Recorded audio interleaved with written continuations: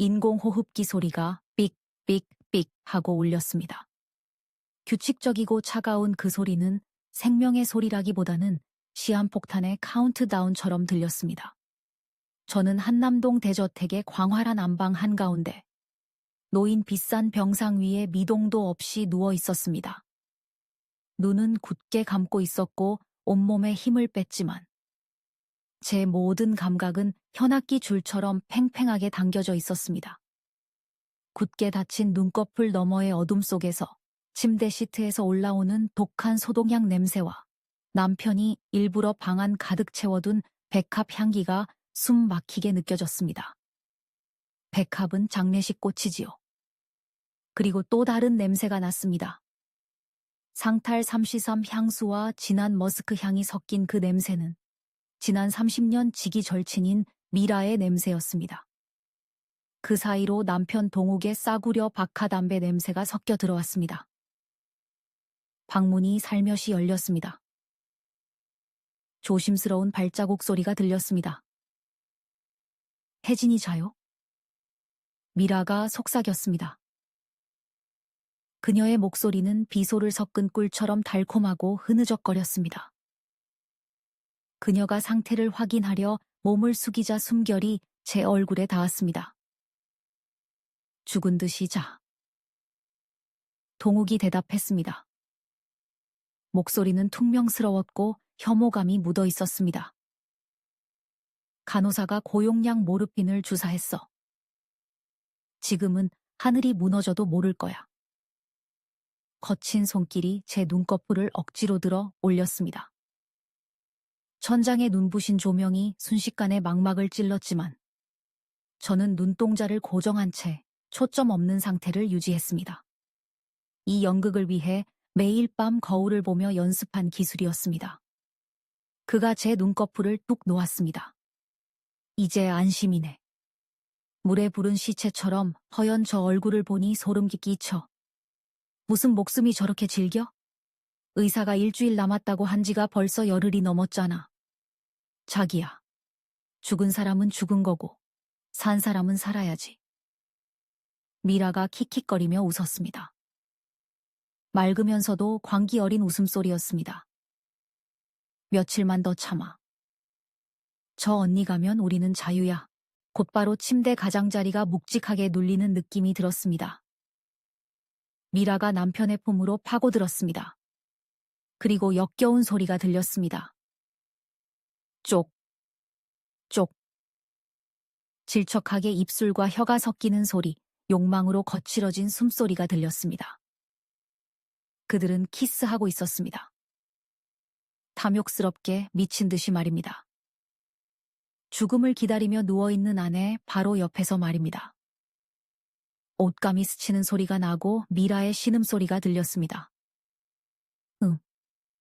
자기야. 살살해. 깨면 어떡해. 알게 뭐야. 나 몇 달 동안 굶었단 말이야.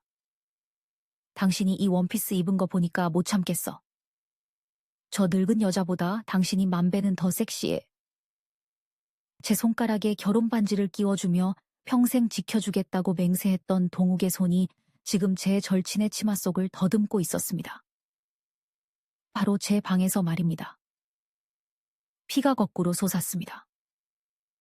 분노가 용암처럼 가슴을 뚫고 나와 저 간통한 남녀를 태워버리고 싶었습니다. 하지만 그럴 수 없었습니다. 참아야 했습니다. 두꺼운 이불 밑에서 제 마른 손이 주먹을 꽉 쥐었습니다. 손톱이 살을 파고들어 피가 날 지경이었습니다. 아팠습니다.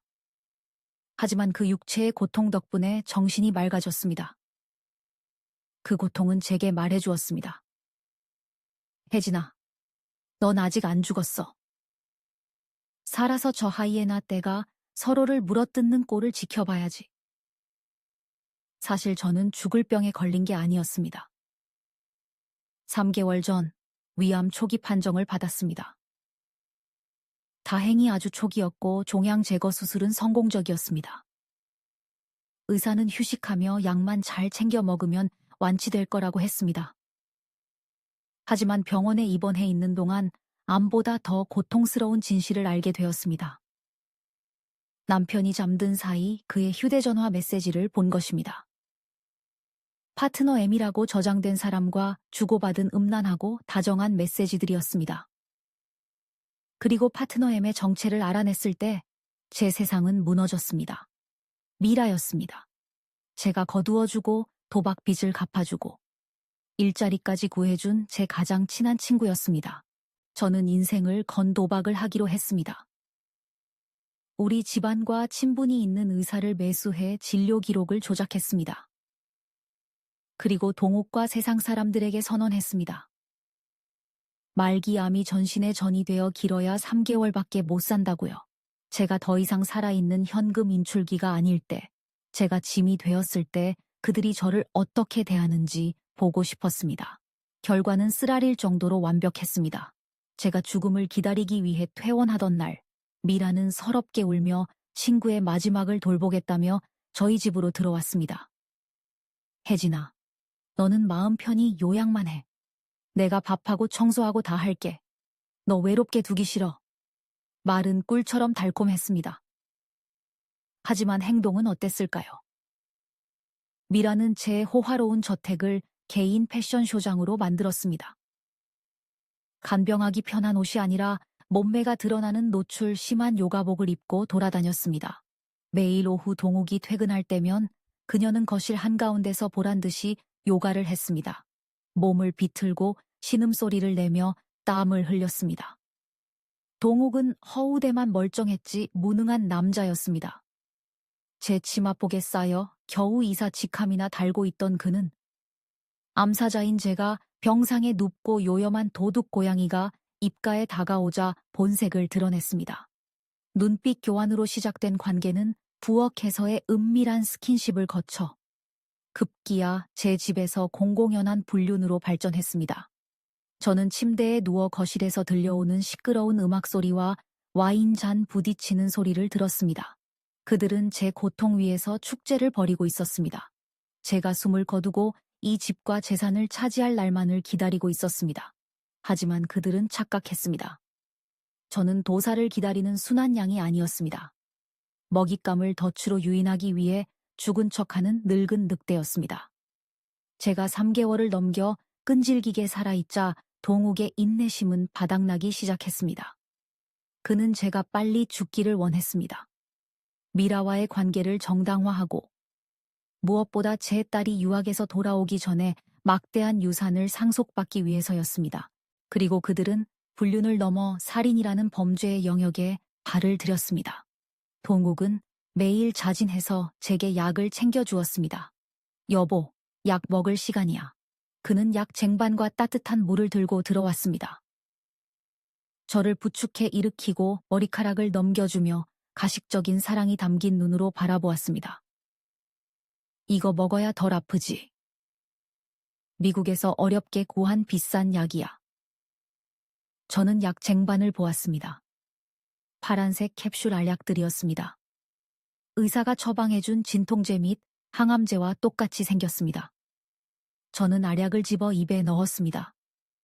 동욱의 손이 미세하게 떨렸고 그의 시선은 제 목구멍에 고정되어 제가 꿀꺽 삼키기만을 기다렸습니다.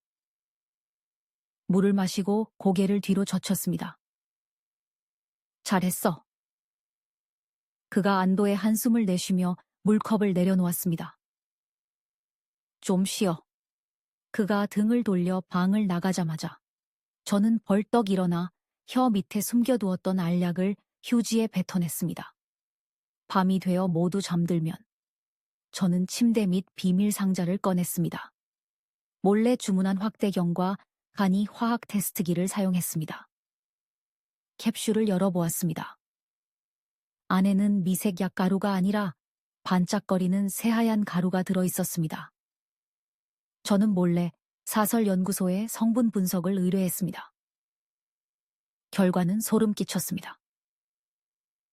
비소와 비타민 B1을 섞은 가루였습니다. 비소. 고대부터 쓰이던 독약입니다. 고용량을 쓰면 즉사하지만 매일 소량씩 섭취하면 몸에 축적되어 심부전과 다발성 장기 부전을 일으키며 그 증상은 말기암과 비슷하게 나타납니다.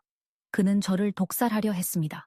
제가 빈털터리일 때부터 거두어 키워준 남편이 사랑을 맹세했던 그 손으로 매일 저를 죽일 칼을 갈고 있었던 것입니다. 저는 그 알약들을 모두 모아 날짜를 적고 철제 상자에 보관했습니다. 그를 감옥에 보낼 결정적인 증거였습니다. 또한 거실 약장 맞은편 옷걸이에 단추 모양으로 위장한 초소형 카메라를 설치했습니다. 그가 약을 바꿔치기 하는 모습, 독약을 빠으며 짓는 음흉한 미소까지 모두 고화질로 녹화되어 제 비밀 서버로 전송되고 있었습니다. 동욱 씨, 당신 참 악랄하네.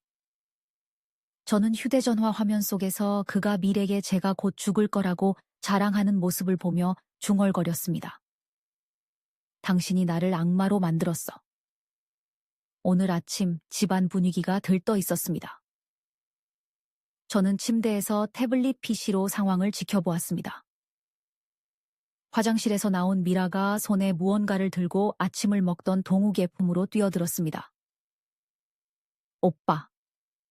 생겼어. 생겼다고. 미라가 복권이라도 당첨된 듯 환호했습니다. 진짜야? 동욱이 포크를 내려놓으며 눈을 반짝였습니다. 두 줄이야. 임신 2개월이래. 방금 확인했어.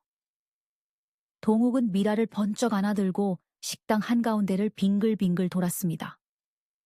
세상에. 미라야 정말 잘했어. 최고야. 그는 미라의 배에 쪽쪽 입을 맞췄습니다. 우리 마누라는 몇 년째 소식이 없더니 기껏 낳은 게 쓸모없는 딸내미 하나뿐이었잖아. 아버지가 대가 끊긴다고 얼마나 닥달하셨는데. 드디어 나도 아들이 생겼어. 아버지가 아시면 기뻐서 기절하시겠다. 그는 미라를 내려놓고 얼굴을 쓰다듬었습니다. 자기야, 조금만 더 참아. 저 늙은 여자 이제 곧 갈 거야. 독이 깊이 퍼졌어. 숨 끊어지면 남들 말 안 나오게 장례식 성대하게 치러주고 49제 지나면 바로 너랑 결혼할 거야.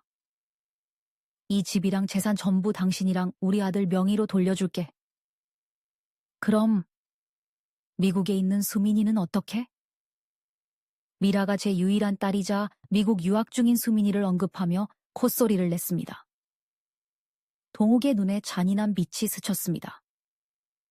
알게 뭐야? 걔는 미국에 있어서 아무것도 몰라. 지원 끊고 계좌 동결해버릴 거야. 엄마가 사업하다 망해서 빚더미에 앉았다고 둘러대면 돼. 비행기 표 살 돈도 없어서 거기서 알아서 빌어먹겠지. 재산은 땡전 한 푼 안 줄 거야. 여기까지 듣자 제 심장이 으깨지는 것 같았습니다. 그들은 저를 죽이는 것으로 모자라. 제 배 아파 나하 목숨보다 아끼는 딸의 인생까지 망치려 하고 있었습니다. 제 안의 인내심이 산산조각 났습니다. 고통은 힘으로 변했습니다. 벽에 걸린 달력을 보았습니다. 내일은 제 48번째 생일입니다. 그리고 동욱과 미라가 오늘 밤 독약 투여량을 늘려 저를 보내버리기로 작당한 날이기도 합니다. 좋습니다. 내일 죽기를 원하신다면 그렇게 해드리죠. 저는 내일 죽을 것입니다. 병약하고 어리석은 혜진은 내일 죽습니다.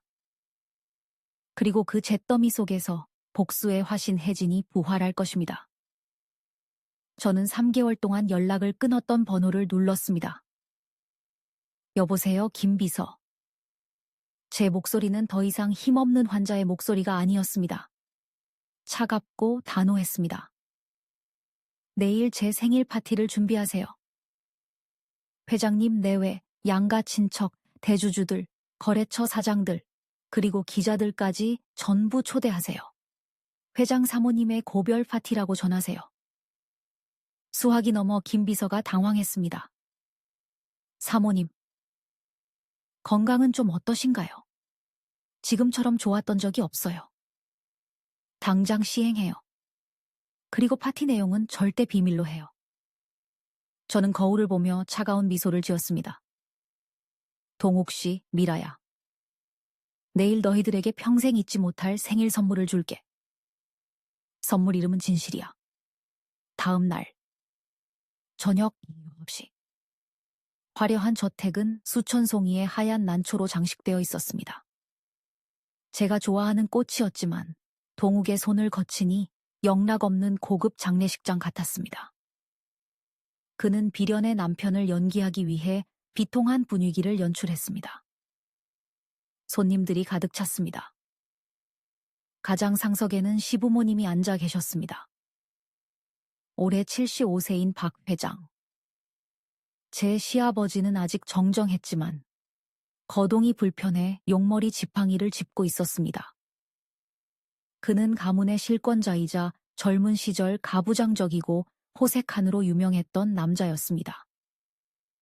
주주들과 사업 파트너, 상류층 친구들이 모두 모였습니다. 그들은 검은 옷을 입고 걱정스러운 표정으로 귓속말을 나누며 상투적인 위로의 말을 준비하고 있었습니다. 동욱은 검은 정장을 입고 일부러 수척해 보이게 화장을 한 채 와인잔을 들고 울먹이며 말했습니다. 와주셔서 감사합니다. 제 아내 혜진이가 많이 안 좋습니다. 의사 말로는 오늘 밤이 고비라고 합니다. 마지막으로 여러분을 뵙고 싶어 해서. 미라는 그 옆에 붙어 헌신적인 친구를 연기했습니다. 노출을 자제한 검은 원피스를 입었지만 몸매를 드러내기 위해 꽉 끼는 옷을 골랐습니다. 그녀는 가짜 눈물을 찍어냈습니다. 불쌍한 혜진 언니. 이렇게 빨리 가다니. 누가 내가 곧 죽는답니까? 계단 위에서 목소리가 들렸습니다. 날카롭고 차가운 그 소리는 얼음장이 깨지는 소리처럼 그들의 역겨운 연극을 갈랐습니다. 모든 시선이 쏠렸습니다. 정적이 흘렀습니다. 또각, 또각. 하이힐 소리가 나무 계단을 울리며 천천히 그리고 위험 있게 내려왔습니다. 제가 내려갔습니다. 구겨진 환자복을 입고 창백한 얼굴로 누워있던 혜진이 아니었습니다. 저는 핏빛처럼 붉은 드레스를 입고 있었습니다. 옆 트임이 깊어 다리 라인이 드러났습니다. 검은 머리카락은 풍성하게 웨이브를 넣어 어깨 위로 흩어지게 했습니다. 완벽한 화장으로 피로한 기색을 지웠고 입술에는 새빨간 립스틱을 발라 오만하고 도발적으로 보이게 했습니다. 저는 지옥불에서 걸어 나온 여왕처럼 당당하게 걸었습니다. 동욱은 입을 딱 벌리고 들고 있던 와인잔을 떨어뜨렸습니다. 쨍그랑. 붉은 와인이 피처럼 바닥에 번졌습니다. 미라는 눈이 튀어나올 듯 놀라며 사색이 되어 뒷걸음질 치다 웨이터와 부딪힐 뻔했습니다. 귀신이라도 본 표정이었습니다. 좌중은 경악했습니다. 웅성거리는 소리가 파도처럼 일었습니다. 왜 그래요, 여보? 제가 동욱에게 다가가 팔짱을 끼고 손톱이 양복을 뚫고 살을 파고들 정도로 꽉 잡았습니다. 내가 아직 안 죽어서 실망했어? 당신. 어떻게? 그가 말을 더듬으며 식은땀을 비 오듯 흘렸습니다. 괴물이라도 본 눈빛이었습니다. 저는 그에게서 마이크를 뺏어 들고 사람들을 내려다보며 환하게 웃었습니다. 안녕하세요, 여러분. 제 생일 파티에 와주셔서 감사합니다. 제 남편 말이 맞아요. 오늘은 이별 파티입니다. 하지만 제 인생과의 이별은 아닙니다. 저는 눈을 가늘게 뜨고 동욱과 미라를 수술용 칼처럼 예리하게 노려보았습니다. 제 가족에게 기생하는 더러운 벌레들의 가면을 벗기는 파티입니다. 저는 보석 박힌 클러치백에서 리모컨을 꺼냈습니다. 동욱 씨, 미라야. 너희들 영이 참 잘하더라. 하지만 안타깝게도 오늘 무대의 감독은 나야. 버튼을 눌렀습니다. 무대 뒤에 벨벳 커튼이 천천히 올라가고 동욱이 제 추모 영상을 틀기 위해 빌린 대형 전광판이 드러났습니다. 하지만 그곳에 나온 것은 눈물겨운 과거 사진이 아니었습니다. 초소형 카메라로 찍은 선명한 영상이었습니다. 화면에 부엌 풍경이 적나라하게 나타났습니다. 동욱이 미라의 허리를 감싸고 옷 속으로 손을 집어넣고 있었습니다. 그 늙은 여자 이제 지긋지긋해. 숨 헐떡이는 거 보는 것도 짜증나. 빨리 죽어야 자기를 데려오지. 영상 속 동욱의 목소리가 지직거리지만 또렷하게 울려 퍼져 모든 하객의 귀를 때렸습니다. 영상 속 미라가 킥킥거렸습니다. 자기 약속 잊지 마. 그 언니 죽자마자 저택명에 내 앞으로 돌려줘. 좌중은 공포에 질려 비명을 질렀습니다. 욕설이 터져 나왔습니다. 시어머니는 부끄러움에 가슴을 부여잡고 쓰러질 뻔했습니다. 하지만 끝이 아니었습니다. 화면이 바뀌었습니다. 배 서 있는 돈국의 모습이었습니다. 그가 하얀 가루 봉지를 꺼내 제 오렌지 주스에 털어넣고 소름 끼치는 미소로 휘저었습니다.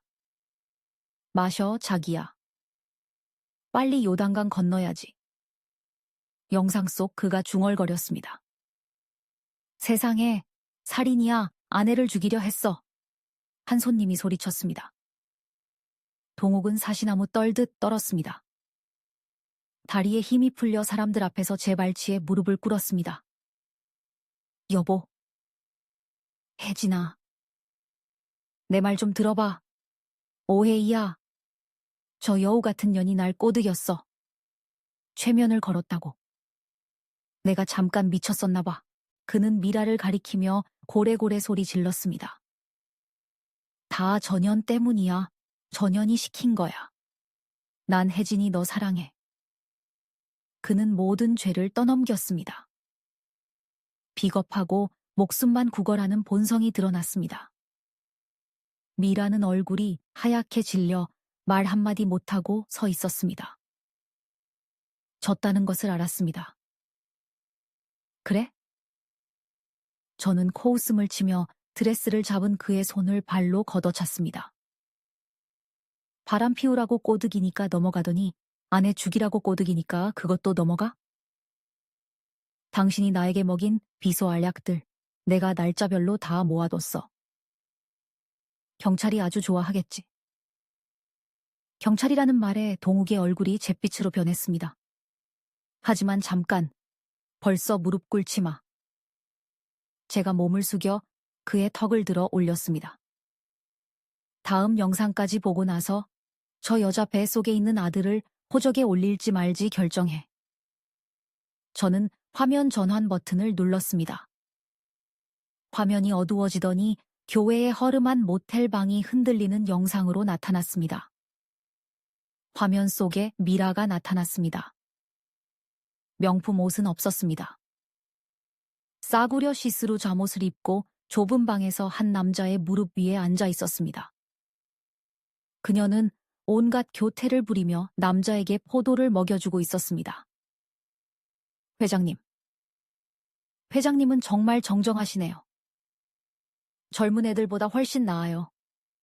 미라의 목소리는 음탕했습니다. 저 힘들어 죽겠어요. 남자가 고개를 돌렸습니다. 탐정의 카메라가 얼굴을 확대했습니다. 파티장의 모든 사람이 숨을 멈췄습니다. 공기가 빠져나간 진공 상태처럼 아무도 숨을 크게 쉬지 못했습니다. 그 남자는 늙고 대머리에 입가에 큰 점이 있는 눈이 찢어진 남자였습니다. 바로 제 시아버지이자 동욱의 친아버지인 박 회장이었습니다. 영상 속 대화가 또렷하게 들렸습니다. 미라가 노인의 가슴을 쓰다듬었습니다. 회장님, 저 에르메스 버킨백 오렌지 사액으로 사주셔야 해요. 아드님 동욱 씨 말이에요. 짠돌이에다가 잠자리도 시원찮아서 2분이면 끝나요. 재미없어 죽겠어요. 제가 그 사람이랑 자는 건 며느리라는 타이틀 얻어서 회장님 댁에 들어가려고 그러는 거예요. 제가 진짜 사랑하고 모시는 건 회장님뿐인 거 아시죠? 박 회장이 껄껄거리며 음흉하게 미라의 엉덩이를 쳤습니다. 걱정 마라, 우리 애기. 내가 죽으면 다 내 거야. 동욱이 그놈은 멍청해서 아무것도 몰라. 자기가 똑똑한 줄 알지만 제 아비랑 애인한테 놀아나는 꼴이라니. 크크크. 죽음보다 더 무서운 침묵이 흘렀습니다. 이것은 단순한 불륜이 아니었습니다. 폐륜이었습니다. 도덕의 붕괴였고 역겨움의 끝이었습니다. 미라는 가장 끔찍하고 화려한 양다리를 걸치고 있었습니다. 아들과 자서 정식 아내 자리를 얻고 임신을 합리화하려 했고, 시아버지와 자서 현금을 뜯어내고 더 확실한 뒷배를 마련하려 했던 것입니다. 두 부자를 통째로 삼키려던 진짜 독검이었습니다. 우엑. 동욱은 참지 못하고 화려한 연회장 바닥에 토하고 말았습니다. 위에까지 쏟아냈습니다.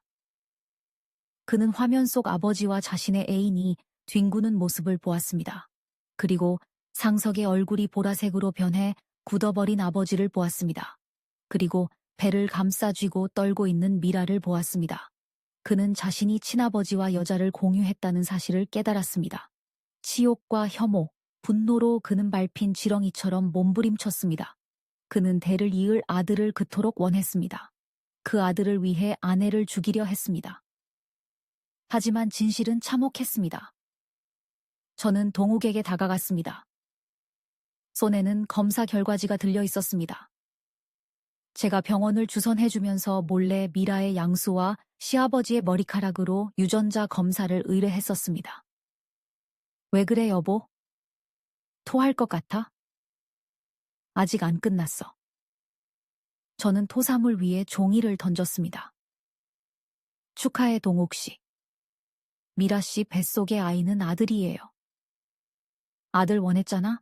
저는 박 씨 집안 사람들과 주변 사람들이 다 들을 수 있게 그의 귀에 속삭였습니다. 그런데 안타깝게도 당신 아들이 아니야. 유전자 검사 결과에 따르면 그 아이는 당신의 배다른 동생이야. 쿵! 상석에 있던 박 회장이 충격을 이기지 못하고 쓰러졌습니다. 왼쪽 가슴을 움켜쥐고 눈이 뒤집힌 채 거품을 물었습니다. 급성 심근경색이 가부장적이고 변태적인 늙은 황제를 쓰러뜨렸습니다. 여보, 여보! 시어머니가 소리쳤지만 가까이 가지 못했습니다. 남편을 보는 눈에 혐오감이 가득했습니다. 파티장은 아수라장이 되었습니다. 비명과 구급차 부르는 소리가 요란했습니다. 동욱은 미쳐 날뛰며 밀에게 달려들었습니다. 머리채를 잡고 뺨을 마구 때렸습니다. 이 더러운 년. 내 아버지랑 자? 내 동생을 내 자식으로 키우게 하려 했어? 미라는 배를 감싸고 울부짖으며 맞았습니다.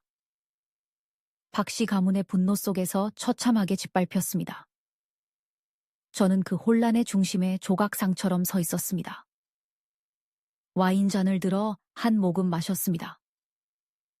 이렇게 달콤한 와인은 처음이었습니다. 그때 경찰차 사이렌 소리가 날카롭게 울리며 모든 소음을 덮었습니다. 경찰들이 들이닥쳤습니다. 제가 오늘 아침 모든 영상 증거와 독약 샘플을 보냈기 때문입니다. 박동욱 씨, 당신을 살인 미수 및 사기 혐의로 체포합니다. 경찰팀장이 차가운 수갑을 들어 보였습니다. 아내의 한감제를 비소로 바꿔치기 하는 영상 증거가 확보되었습니다. 동욱은 미라와 싸우느라 피범벅이 된 채 멍하니 끌려갔습니다. 저를 보며 절망적인 눈빛으로 애원했습니다. 혜진아, 살려줘.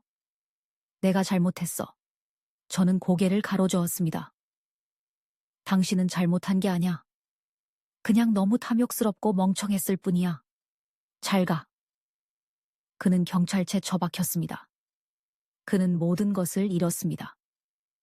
직업, 가족, 명예, 그리고 자유까지. 그는 감옥에서 평생을 썩으며 자신이 배다른 동생을 아들로 키울 뻔했다는 악몽 속에 살게 될 것입니다. 미라는 그날 밤 빈털터리로 쫓겨났습니다. 박씨 가문은 그녀를 내쳤습니다. 시아버지와 며느리의 근친 상간으로 생긴 아이를 가진 그녀를 사회는 용서하지 않을 것입니다. 아무도 그녀를 받아주지 않을 것이고 고용하지 않을 것입니다. 그녀는 죽음보다 더 비참한 삶을 숨어 살아야 할 것입니다.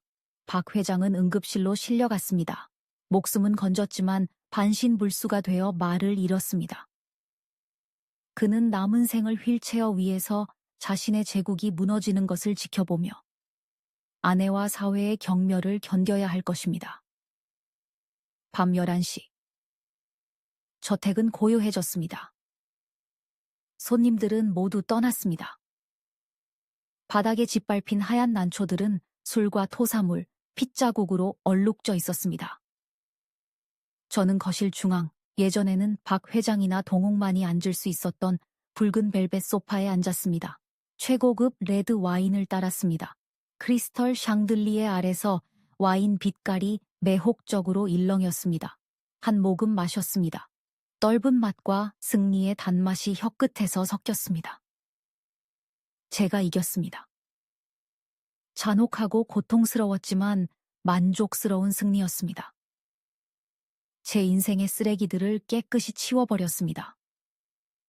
암도 나를 못 죽였는데 저는 네 번째 손가락에서 반짝이는 다이아몬드 반지를 보며 혼잣말했습니다. 너희 같은 더러운 세균들이 감히 나를 죽이려 해? 반지를 뺐습니다.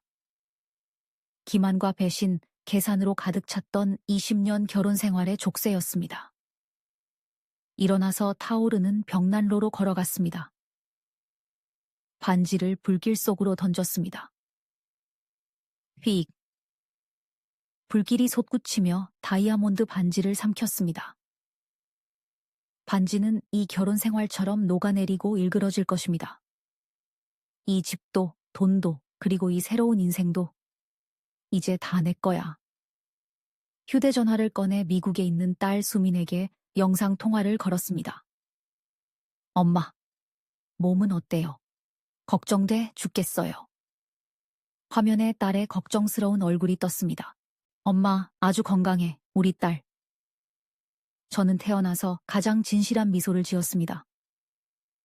엄마가 집 청소를 아주 깨끗하게 해놨어. 쓰레기들은 다 내다 버렸단다. 귀국 준비해. 우리 모녀, 이제 새로운 인생 시작하는 거야. 네, 사랑해요, 엄마. 전화를 끊고 테라스로 나갔습니다. 서울의 밤바람이 찼지만 상쾌했습니다. 숨을 깊이 들이마시자 가슴 가득 자유가 차올랐습니다.